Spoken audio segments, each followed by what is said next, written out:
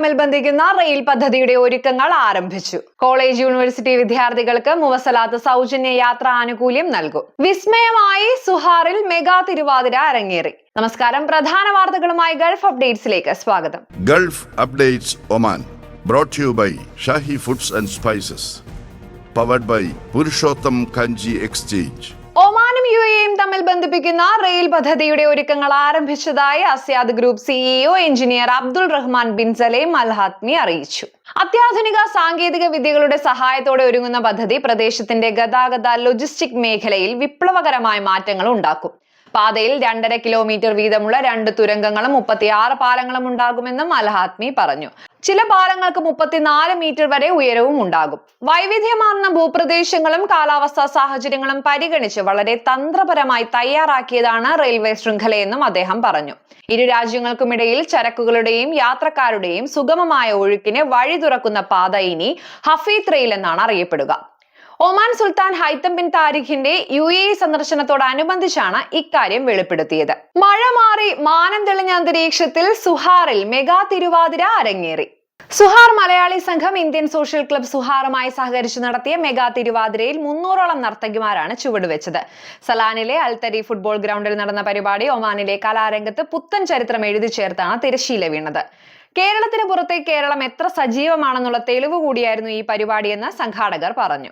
Football മാമാങ്കത്തിന് മാത്രം സാക്ഷിയാവുന്ന ഗ്രൗണ്ടിൽ മലയാളി മംഗമാർ ആവേശത്തോടെ ചുവടുവെച്ച് മുന്നേറിയത് കാണികൾക്ക് നവ്യാനുഭവം പകർന്നു.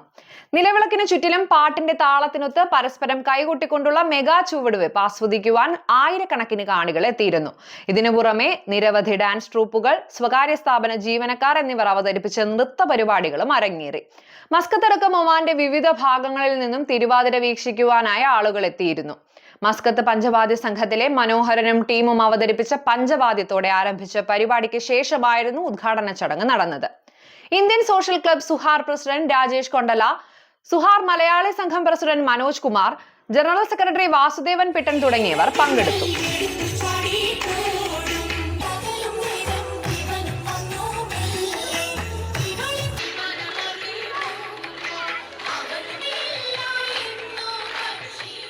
കോളേജ് യൂണിവേഴ്സിറ്റി വിദ്യാർത്ഥികൾക്ക് ഒമാനിലെ പൊതുമേഖലാ ഗതാഗത കമ്പനിയായ മുവസലാത്ത് സൗജന്യ യാത്രാ ആനുകൂല്യം നൽകും.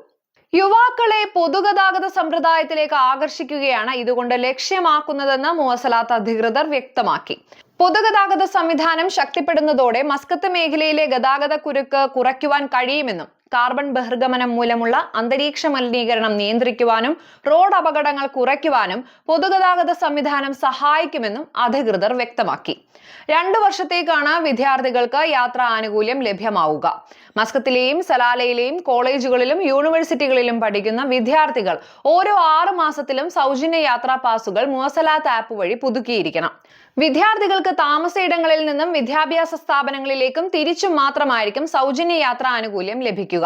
സൗജന്യ യാത്രാ ആനുകൂല്യം മുതിർന്ന പൗരന്മാർക്കും കുറഞ്ഞ വരുമാനക്കാർക്കും കൂടി നൽകാനും മുവസലാത്ത് പദ്ധതികൾ തയ്യാറാക്കുന്നുണ്ട്.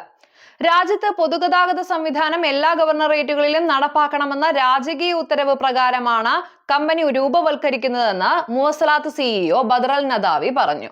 മസ്കത്ത് ഇന്ത്യൻ എംബസി 8 മാസങ്ങളിലായി നടത്തിയ മാൻ വേ ടു മസ്കത്ത് ഇന്ത്യൻ കമ്മ്യൂണിറ്റിയും ഇന്ത്യയുടെയും ഒമാന്റെയും പങ്കിട്ട ചരിത്രവും എന്ന തലക്കെട്ടിൽ നടത്തിയ പ്രഭാഷണ പരമ്പര സമാപിച്ചു. പരിപാടിയുടെ സമാപന പ്രഭാഷണത്തിൽ യുഎസിൽ നിന്നുള്ള പ്രൊഫസർ കാൽവിൻ അലൻ ചരിത്രാതീത കാലം മുതൽ ആധുനിക യുഗം വരെയുള്ള ഒമാനിലെ ഇന്ത്യൻ പ്രവാസികളുടെ സമ്പന്നമായ ചരിത്രത്തെക്കുറിച്ച് വിശദീകരിച്ചു. ഒമാനിലെ ഇന്ത്യൻ സ്കൂളുകളുടെ പരിണാമത്തെക്കുറിച്ച് ഹർഷേന്ദു ഷാ, ഹിന്ദു ക്ഷേത്രങ്ങളെക്കുറിച്ച് പ്രവാസി ഭാരതീയ സമ്മാൻ അവാർഡ് ജേതാവ് കിരൺ ആഷർ, ഒമാനിലെ ആധുനിക നവോത്ഥാന കാലത്തെ തന്റെ യാത്രയെക്കുറിച്ച് പ്രവാസി ഭാരതീയ സമ്മാൻ പുരസ്കാരം നേടിയ ഡോക്ടർ പി മുഹമ്മദ് അലി, ഇരു രാജ്യങ്ങളും തമ്മിലുള്ള ആഴത്തിൽ വേരൂന്നിയ ആളുകളും ജനങ്ങളും തമ്മിലുള്ള ബന്ധത്തെക്കുറിച്ച് ധർമിൻ വേദ് എന്നിവർ വിശദീകരിച്ചു. ഇന്ത്യൻ ഒമാൻ ബന്ധം ശക്തിപ്പെടുത്തുന്നതിൽ ഇന്ത്യൻ സമൂഹത്തിന്റെ സംഭാവനകളെ കുറിച്ചുള്ള അവബോധം വർദ്ധിപ്പിക്കുന്നതിൽ മാൻ വേ ടു മസ്കത്ത് പ്രഭാഷണ പരമ്പര വഹിച്ച പ്രാധാന്യത്തെക്കുറിച്ച് ഇന്ത്യൻ അംബാസഡർ അമിത് നാരംഗ് അടിവരയിട്ട് പറഞ്ഞു. കഴിഞ്ഞ ഒക്ടോബർ 19 ഇന്ത്യൻ വിദേശകാര്യ പാർലമെന്ററി കാര്യ സഹമന്ത്രി വി മുരളീധരനാണ് പരമ്പര ഉദ്ഘാടനം ചെയ്തത്. ഗൾഫ് അപ്ഡേറ്റ്സ് പൂർണ്ണമാകുന്നു. നന്ദി, നമസ്കാരം. ഒമാനിലെ ആദ്യത്തെ ധനവിനിമയ സ്ഥാപനം Bring home your exchange. 100 years of tradition. We exchange trust.